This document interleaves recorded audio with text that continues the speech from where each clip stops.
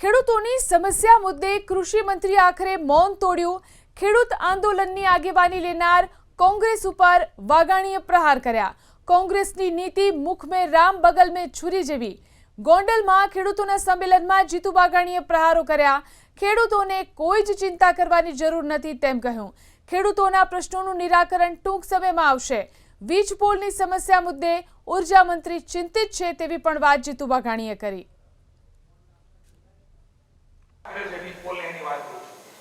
એ જોઈ લેવાની છૂટ પત્રકારોને જ્યાં જે લોકો બોલે છે એની વાત કરું છું, પણ મને આનંદ છે કે જેના મનમાં શુદ્ધ ભાવ હોય ને એને જ સફળતા મળે, એને જ ઈશ્વરના ખેડૂતોના આશીર્વાદ મળે।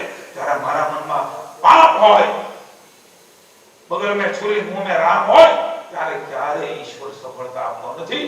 એના માટે હૃદય જોઈએ, હૃદય। મિત્રો, મારે વિશેષ વાત નથી કરવી, વાતો ગમે એટલી કરી શકે, પણ તમારા કાર્યકર્તા હોય ને એટલાય નથી।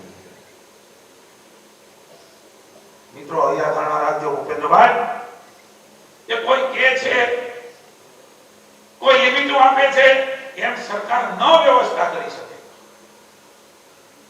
એના આધાર ઉપર ન હોય, જળસબ્જસની વાત ન હોય।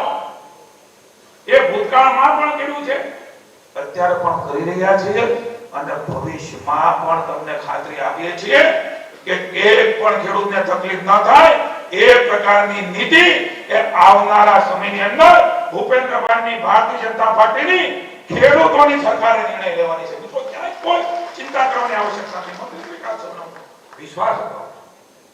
અમારા ઉર્જા મંત્રી એ સતત ચિંતા કરી રહ્યા છે, બધી પ્રક્રિયાઓમાંથી કેમ બહાર નીકળાય, અને સાથે સાથે એ મિત્રો નિર્ણય ન થાય છે ત્યાં સુધી ભૂપેન્દ્રભાઈએ કહ્યું છે ખેડૂતોના ખેતરમાં મુશ્કેલી ન પડે ને એની પર સરકારે સૂચના આપી છે।